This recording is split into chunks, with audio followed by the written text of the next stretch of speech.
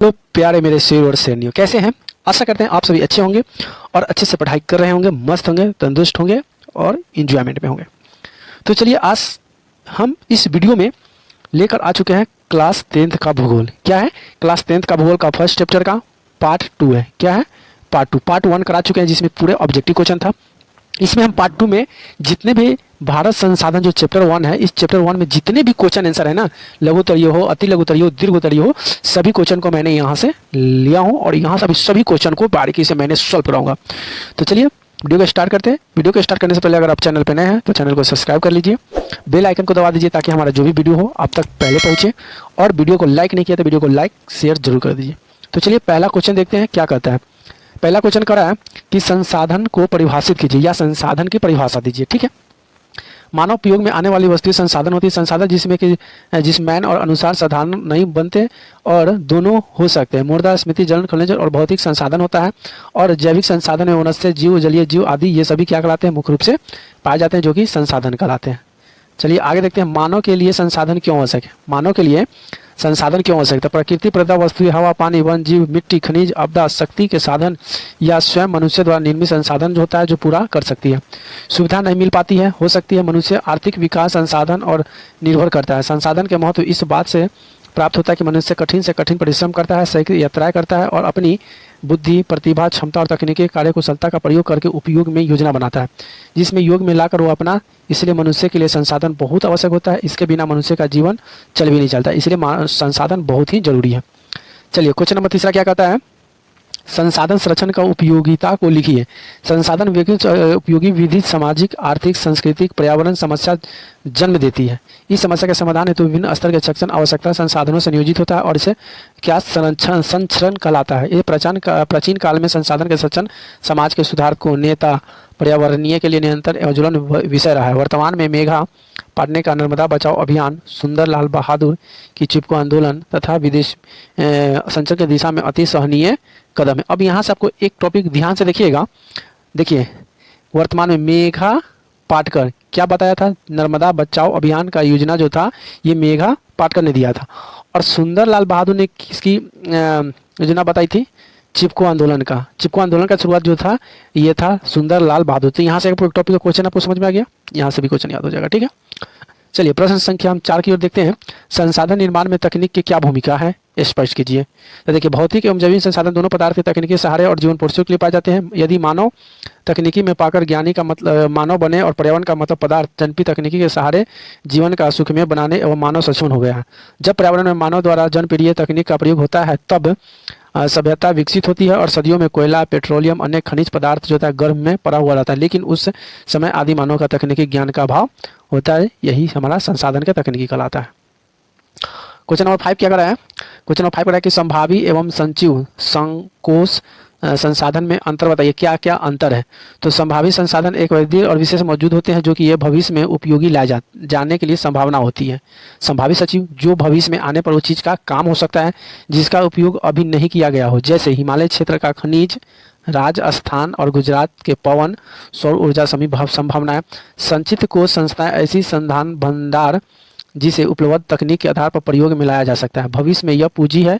नदी जल भविष्य में जल वृद्धि और उत्पन्न करने में उपयुक्त हो सकते हैं और ऐसे संसाधन वन में बांध में पाए जाते हैं। चलिए क्वेश्चन नंबर 6 देखते हैं। क्वेश्चन नंबर 6 क्या कहते हैं? अपवर्जक आर्थिक क्षेत्र किसे कहा जाता है? कि किसी देश में तट का 200 किलोमीटर की दूरी तक क्षेत्र अपवर्जक जल संचय रूप के आर्थिक क्षेत्र कहा जाता है। 7वां क्वेश्चन कहता है कियोटो सम्मेलन कहाँ और क्यों आयोजित हुआ था? कियोटो तो दिसंबर 1947 में पृथ्वी के ग्लोबल वार्मिंग के बचाने के लिए जापान में कियोटो सम्मेलन का आयोजित किया। अब यहाँ से पता चल गया ना कियोटो कहाँ और क्यों हुआ था। तो कियोटो कहाँ हुआ था? सबसे पहले तो कियोटो दिसंबर 1997 में हुआ था। और ये क्यों हुआ था? तो पृथ्वी के ग्लोबल वार्मिंग को बचाने के लिए किया गया था। अब कहाँ किया गया था? तो जापान में किया गया था। Dates clear. क्वेश्चन नंबर 8 देखते हैं। क्वेश्चन नंबर 8 क्या करा है कि नवीकरणीय संसाधन किसे कहते हैं? वैसे संसाधन जिन्हें भौतिक रासायनिक प्रक्रिया द्वारा नवीकृत या प्राकृतिक किया जा सकता है, जैसे सौर ऊर्जा, पवन ऊर्जा, जल आदि। अगला है जैव प्रकरण की प्राप्ति कहाँ से होती है? तो जैव संसाधन की प्राप्ति जीव मंडल से होती है। इनमें जीवन प्राप्त होता है, जैसे मनुष्य, वनस्पति, प्राणी, मत्स्य जीव, पशुधन आदि होता है। चलिए 10वां नंबर क्वेश्चन करता है कि सतत विकास किसे कहते हैं? सतत विकास क्या होता है? तो पर्यावरण के बिना क्षति पहुँचाए भविष्य की आवश्यकताओं को मद्देनजर वर्तमान विकास को कायम रखा जा सकता है, सीधे साधारण सतह विकास कही जा सकती है।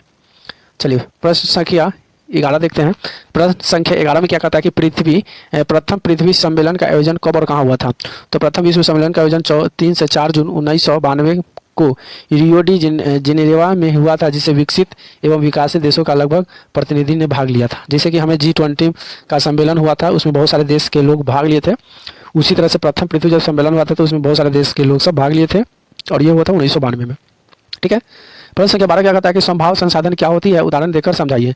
तो संभाव्य संसाधन वे संसाधन जिनकी खोज हो चुकी है परंतु उनका प्रयोग नहीं किया गया। खोज तो हो गया है लेकिन उसका प्रयोग नहीं किया गया है, जिसका प्रयोग नहीं किया गया है।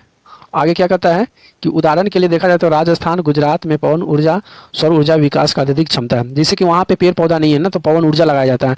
आप जब भी देखिए होइएगा ना कि लंबे पिलर की तरह था, उसमें 3 पत्ती लगा हुआ रहता है, जो कि पवन से वो पत्ती चलता है, हवा देता है, ऑक्सीजन देता है। ठीक है। चलिए अब क्वेश्चन नंबर प्रश्न संख्या 13 देखते हैं। प्रश्न संख्या 13 के संसाधन क्या है। हमारे पर्यावरण में पाई जाने वाली प्रत्येक वस्तु हमारी जरूरतों को पूरा कर सकती है और संसाधन कहलाती है।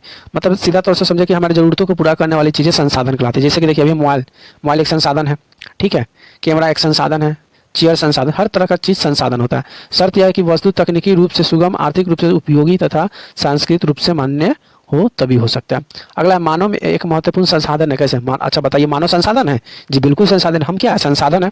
हम आपको पढ़ा रहे हैं, आप हमसे कुछ नॉलेज होता है आप ग्रहण करें, कुछ सीख रहे हैं, तो ये भी क्या है? संसाधन है। बहुत से लोग का विचार है कि संसाधन प्राकृतिक, मुफ्त, निःशुल्क उपहार होते हैं, परंतु ऐसा नहीं है। सभी संसाधन मनुष्य के क्रियाओं के प्रतिकूल है। मनुष्य प्रकृति के उपलब्ध पदार्थों को संसाधन में बदलता है। इसी दृष्टि से मनुष्य बहुत ही महत्वपूर्ण संसाधन है। अगर बात करें संसाधन के प्राकृतिक संसाधन, ठीक है, तो मान लेते हैं कि प्राकृतिक संसाधन अगर हम बात करें, अनाज जो होता है प्राकृतिक संसाधन है, खेत है, लेकिन उसको अनाज को प्रोवाइड करने के लिए किसकी जरूरत पड़ती है? मनुष्य की जरूरत पड़ती है। तो सबसे बड़ा जो संसाधन जो हम मान सकते हैं मनुष्य को कह सकते हैं। मनुष्य ही संसाधन को पहुंचाता है। ठीक है, तो मनुष्य सबसे बड़ी संसाधन है। अगला हम बात करते हैं कि विकसित संसाधन किसे कहते हैं। स्टॉक अभिपान संसाधन के मानव में जरूरतों को पूरा करने लिए, परंतु मनुष्य के पास इनमें विकसित के उचित तकनीक अभाव। उदाहरण के लिए जल, हाइड्रोजन, ऑक्सीजन नामक 2 ज्वलनशील गैस यौगिक हैं। अतः ये ऊर्जा का बहुत बड़ा स्रोत है। हमारे पास इस गैसों का अलग अलग करने का तकनीक नहीं होता। ये विकसित संसाधन कहलाता है।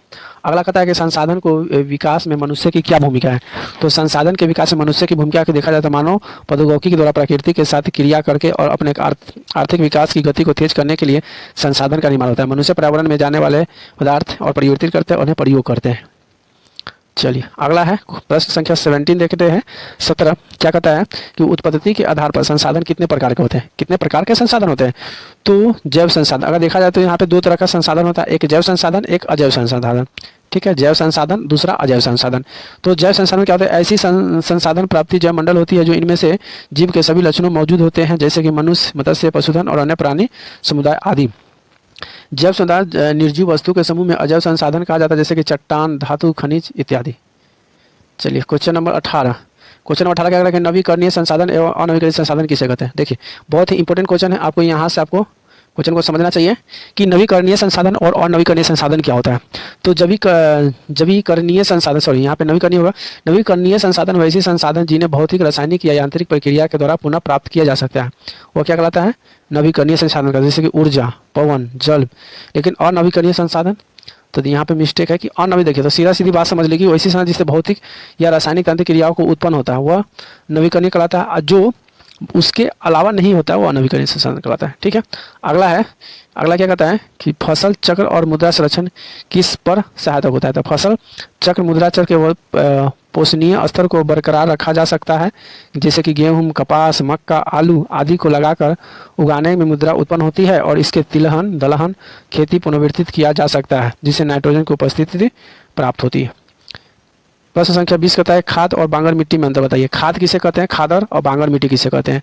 तो नदियों के बाढ़ के मैदान में नवीन बारीक कणों की वाली मिट्टी को खादर कहते हैं। तो जिस खेत में बहुत सारे पानी आ जाते हैं, खेत का जो हाल होता है भुरभुरा हो जाता है, मिट्टी में छोटे छोटे कण होते हैं, वो हमारा कहलाता है खादर कहलाता है। एवं नदियाँ द्वारा जमा गई पुरातन काट मिट्टी को बांगर कहते हैं।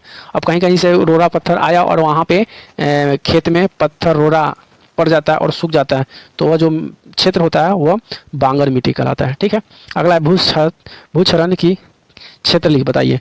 तो भारत के मध्य प्रदेश में चंबल नदी, द्रोणी, उत्तर प्रदेश में आगरा और इटावा जौली जिले में, तमिलनाडु में दक्षिण उत्तर और सलेम, चुलबिट और जिलों में क्षेत्र ये भूचरण कहलाते हैं। क्वेश्चन नंबर देखते हैं 22 कि स्थानीय मिट्टी और बाही मिट्टी में अंतर क्या है। स्थानीय मिट्टी चिबू, बालू अर्थात लगभग समान होती है लेकिन कृषि की उपयुक्त होती है, जबकि बाही मिट्टी बालू, कूड़ा करकट और जल की मात्रा अधिक होती है, इस पर कृषि का संभाव नहीं होता, ये स्थानीय मिट्टी कहलाता है। अब आता है मुद्रा मिट्टी क्या कहते हैं। तो मृदा जो निर्माण कहाँ से होता है। तो मृदा का निर्माण के कारण जो होता है तापमान परिवर्तन, प्रवाहित जल प्रक्रिया आदि, हिमगर्भ अपघटन की अनेक क्रिया होती है, ये सभी मिलकर मुद्रा निर्माण के सहयोगी करते हैं और मुद्रा निर्माण में अजैव दोनों कारकों की भूमिका निभाते हैं। क्वेश्चन नंबर देखते हैं 24 क्या कहता है कि पवन अवतरण वाले क्षेत्र में कृषि की कौन सी पद्धति उपयोगी मानी जाती है। पवन अवतरण वाले क्षेत्र में बहिका कृषि उपयोगी जो फसल के बीच में घास के पत्तियों के लिए विकसित कर ली जाती है। अगला है समोच्च कृषि से आप क्या समझते हैं। समोच्च कृषि क्या होता है। तो पहाड़ी या पर्वतीय क्षेत्र में समोच्च जुताई की जाती है ताकि इसके द्वारा मृदा अपरदन को रोका जा सकता है। त्रिव ढाल भूमि वाले समोच्च रेखा के मोड़कर बनाकर कृषि की जाती है ताकि पानी का बहाव रुकावट आती रहे और कृषि की जाती है। जैसे देखिए पहाड़ है ना, तो यहाँ पे बनाएगा ऐसे, फिर यहाँ पे बनाएगा ऐसे ऐसे, इस तरह का पहाड़ है। पहाड़ पे इसी तरह का खेती किया जाता है। ठीक है, देखिए यहाँ से चढ़ रहा है, ऐसे चढ़ रहा है, इसमें पानी इसमें पड़ेगा ना तो इसमें रह जाएगा, इसका पानी इसमें रह जाएगा, इसलिए इस तरह का ढलान पर खेती किया जाता है पहाड़ी क्षेत्र में। अब देखते हैं 26 क्या कहता है। 26 कि भारत के किन भागों में नदी डेल्टा का विकास हुआ है और मृदा का क्या विशेषता है। भारत के पूर्व तटीय मैदान स्थित महानदी गोदावरी, कृष्णा और कावेरी नदियाँ डेल्टा का निर्माण करती है। यहाँ मुद्रा, पोष्ट और फास्फोरस की चूना जैसे तत्वों को प्रधानता है। अधिक उपजाऊ होने के कारण यह कृषि की जाती है। नर्मदा बचाओ आंदोलन क्या है। तो नर्मदा बचाओ आंदोलन एक सरकारी संगठन जो स्थानीय लोग, किसानों, पर्यावरण को मानवीय से गुजर निर्माण करती है और अवसर के लिए प्रेरित करती है। अगला देखते हैं, अगला क्या करा है कि जल का दुर्गम संसाधन कैसा है। विश्व में उपस्थित जल का 96.5% महासागर खारा पानी होता है, यानी कि 4.65% ही पानी पीने लायक है, बाकी सब खारा पानी है जो कि पीने योग्य नहीं है। जल में 2.5% जल मीठा पानी के रूप में, इसकी अभी मात्रा 30% भी नदी, तालाब एवं भूमि जल के रूप में है। यही नहीं, यह जल वितरण के काफ़ी असमान है, प्रदूषित हो जा रहा है, इसीलिए जल एक दुर्लभ संसाधन है। देखिए जल की अगर बात करें तो जल में अभी पृथ्वी पर जितने भी जल हैं उसमें अभी 2.5% पानी पीने लायक है, बाकी जो है ये सभी क्या है, पानी खारा है यानी नमक युक्त है, ये पीने लायक नहीं है। चलिए तो अगला है 29 क्वेश्चन करा है कि कोसी परियोजना का संक्षिप्त विवरण दीजिए। कोसी परियोजना के बारे में आप क्या जानते हैं। चलिए तो कोसी परियोजना के बारे में क्या जानते हैं। उत्तर बिहार की कोसी नदी में परियोजना मुख्य उद्देश्य बाढ़ निर्माण, सिंचाई, भूमि संरक्षण के लिए जल उत्पादन है और परियोजना के विलुप्त और उत्पत्ति की क्षमता 20,000 मेगावाट है, जिसकी बिजली नेपाल को दी जाती है। बताइए, आधी बिजली तो नेपाल ले जाती है। इस परियोजना के तहत नेपाल स्थित हनुमान नगर में बड़ा का निर्माण किया जाता है। चलिए क्वेश्चन नंबर 30 देखते हैं कि भारत की असमाप्त होने वाली भूमि जल संसाधन का वर्णन कीजिए। मतलब भारत के जो असमाप्त हो रही है जो भूमि के जो जल है इसके बारे में क्या जानते हैं। तो भारत में असमाप्त होने वाले जल साध्य की संसाधन है जिन्हें हम कुआं और नलकूपी की सहायता से प्रयोग में लाते हैं। भूमि जल जो होता है, भूमि जल कैसे पीते हैं तो नल की सहायता से और नहीं तो कुआं की सहायता। दो ही ऑप्शन है, या तो नल खोलेंगे जिसको बोर्डिंग भी कहते हैं, कल भी कहते हैं, और एक होता है कुआं। ठीक है, विशेष उन परिस्थितियों में जब भूमि के धरातल पर पाए जाने वाले जल की कमी हो जाती है तो भारत में भौम जल संभावित क्षमता 434 अरब घन मीटर है। इस भौम जल का अधिकतम भाग भारत के मैदानी भागों में पाया जाता है। उत्तरी भारत में क्योंकि वर्षा अधिक होती है इसलिए वर्षा का एक बड़ा भाग रिस कर भूमि के नीचे चला जाता है, इसलिए भौम जल की मात्रा बढ़ जाती है। तभी तक इस भौम जल के 37% भाग का उपयोगी करने में समर्थन हो जाते हैं। क्वेश्चन नंबर 31 देखते हैं। एक तो जल का प्रदूषण रोकने के लिए क्या उपाय करें। अगर जल में प्रदूषण है तो उसको रोकने के लिए आप क्या क्या उपाय कीजिएगा, क्या कारण है, क्या उपाय है।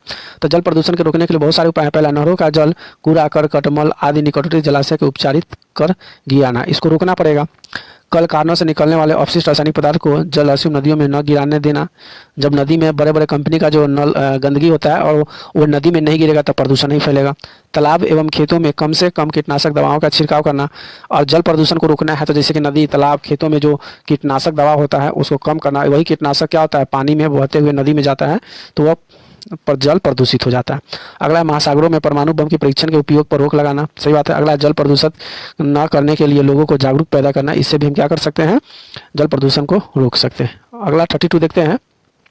जल क्या जल संभरण विकास क्या है? तो जल संभरण विकास से बड़ी नदी और सहायक नदियां विपरीत एक दूसरे के विशाल क्षेत्र पर और सहायक नदी संचित दोना कहा जाता है। जिस प्रकार जल स्तंभ नदी दोना के एक मार्ग का भाग होता है, एक जल से समित विकसित के अनेक प्रकार उत्पन्न हो जाते हैं जिसे सभी विकास करते हैं, और ये विकसित कर परिवर्तन जैसे जल, मिट्टी संरक्षण, आर्द्रता, कृषि संचालक आदि भूमि विकास के अंतर्गत आते हैं। अगला देखते हैं। अगला है कि उसी का दिया हुआ है कि राज्य केंद्र शासित जल के सफलता बनाने के लिए पर्याप्त करती है और ताकि भूमि की क्षमता बनी रहे और स्थानीय लोगों की आवश्यकता पूरी तरह से हो और कैसे हो। ठीक है। अगला है नर्मदा बचाओ का आंदोलन क्या था? नर्मदा बचाओ आंदोलन एक गैर सरकारी था। इसके पहले ये रिपीट हो गया, इसके पहले भी आपको बताया है। ये भी क्वेश्चन आपका रिपीट हुआ है, देख सकते हैं। ये क्वेश्चन रिपीट है। कोसी परीक्षा ये भी शायद रिपीट हो गया है। यह है बिहार के कोसी नदी के मुख्य तौर बाढ़ नियंत्रण, सिंचाई और मलेरिया परियोजना से उत्पन्न होती है और ये 20,000 मेगावाट नेपाल को दिया जाता है। ये भी शायद क्वेश्चन थोड़ा सा रिपीट क्वेश्चन है। चलिए अगला क्वेश्चन देखते हैं। भारत में असमाप्त होने वाली जल संसाधन, ये भी आपका रिपीट है। क्वेश्चन को आप देख लीजिएगा। अगर कब समझ में नहीं आती, यहाँ से आपको डबल आ गया, इसको आप देखकर आपको याद कर सकते हैं। ठीक है, यहाँ से आपको ये सब क्वेश्चन दिया, वेरी इंपॉर्टेंट क्वेश्चन है। जल संरक्षण विकास की क्या भूमिका है, ये भी आपको हम बताया गया है। ये भी दूसरा है। चलिए यहाँ से एक नया क्वेश्चन है 39 नंबर। झारखंड के मूल आयोग के कितने जिले केंद्र के नाम लिखिए? तो सी भूमि जिले ओना मुंडी, गोवा क्षेत्र, अलाव, पलामू, हजारीबाग, संथाल, धनबाद एवं रांची, ये सभी जो है झारखंड के लॉ एक्स मतलब यहाँ पे स्टील फैक्ट्री बैठाया हुआ है। अगला देखें कि खनिज एवं संरक्षण के प्रबंधन से क्या आता है? नई शिक्षा, दुर्लभ खनिज और स्थापित खनिजों को साधन विकसित करने की आवश्यकता है। खनिज के क्षेत्रों में आधारभूत सुविधाएं का समुचित विकास किया गया है। देश के विभिन्न क्षेत्रों में नवीकरण प्रौद्योगिकी उपयोगी और खनिज की क्रिया जाना चाहिए। संरक्षण के प्रयोग में अधिक बल दिया जाना चाहिए। ऐसी प्रौद्योगिकी में शोध विकसित किया जाना चाहिए और इसे व्यक्त पर रोका जाएगा। चलिए अगला है कि खनिजों के आर्थिक महत्व बताइए। खनिज का क्या महत्व होता है? पृथ्वी पर जैसे जल, भूमि और खनिज ठीक महत्वपूर्ण साधन भी है, उसी तरह से भाव प्रदेश के गतिशील दिशा नहीं दे सकती। फल समता और आर्थिक विरोध में विकसित देशों को संप्रदाय अष्टप्रधानता स्रोत बने हुए हैं। खनिज ऐसे लक्ष्य हैं जो कि खनिज के संरक्षण परम आवश्यकता होती है। चलिए क्वेश्चन नंबर लास्ट की ओर चल रहे हैं। पेट्रोलियम में किन किन वस्तुओं का निर्माण होता है? तो पेट्रोल ताकि ईंधन, मैग्नीशियम निर्माण उद्योग अच्छा माल उत्पादन करता है ताकि तेल शोधित और संश्लेषण होता है। उर्वरक के लिए संख्या और रासायनिक की केंद्रीय बिंदु का काम करता है, जिससे इस प्रकार क्षेत्रीय क्षेत्र का उर्वरक का रसायन उद्योग में होता है। चलिए आगे और लास्ट क्वेश्चन मेरा ये रहा कि अभ्रक कहाँ मिलता है और इसका क्या उपयोग होता है? भेरी भेरी भेरी भी आई आप लगा दीजिए और इसको आप 2-3 बार इसको पढ़ लीजिए, वीडियो को देख लीजिए, बहुत ही दिमाग में अट जाएगा। ठीक है। कह रहा है कि अभ्रक कहाँ मिलता है और इसका उपयोग क्या है? तो बिहार और झारखंड में उत्तम कोटि के रूबी अभ्रक का उत्पादन होता है। यह पश्चिमी गया जिले से हजारीबाग, मुंगेर होते हुए पूर्व भागलपुर तक फैला हुआ है। इसके अतिरिक्त धनबाद यानी कि झारखंड तक भी गया हुआ है और पलामू, रांची एवं सी भूमि जिले से अभ्रक भंडार मिला है। बिहार, झारखंड, भारत 80% अभ्रक का उत्पादन करता है। तो चलिए ये आज का मेरा 43 क्वेश्चन था, इसमें 1-2 क्वेश्चन रिपीटेड था। तो प्लीज़ बताइए हमारा वीडियो आपको कैसी लगी। अगर वीडियो अच्छी लगी तो वीडियो को लाइक, कमेंट्स, शेयर जरूर कर दीजिए और चैनल पर नए तो चैनल को सब्सक्राइब जरूर कर दीजिए। वीडियो देखने के लिए बहुत बहुत धन्यवाद, थैंक यू। अगर आपको इस सब्जेक्ट का कोई भी सब्जेक्ट का क्वेश्चन आंसर PDF अगर आपको लेना चाहते हैं तो इस व्हाट्सएप पे मैसेज कर सकते हैं और यहाँ से आपको वीडियो आपका PDF जो भी क्वेश्चन आंसर होगा, ठीक है, नोट्स होगा, आपको यहाँ पे प्रोवाइड कर दिया जाएगा। इसके बाद आपको कुछ करना नहीं है, ना पैसा देना है ना कुछ करना है। वीडियो को क्या करना है, लाइक करना है, शेयर करना है, एक प्यारा सा कमेंट कर देना है। आज चैनल पर नए तो चैनल को सब्सक्राइब जरूर करना है। वीडियो देखने के लिए बहुत बहुत धन्यवाद, thank you very much, love you.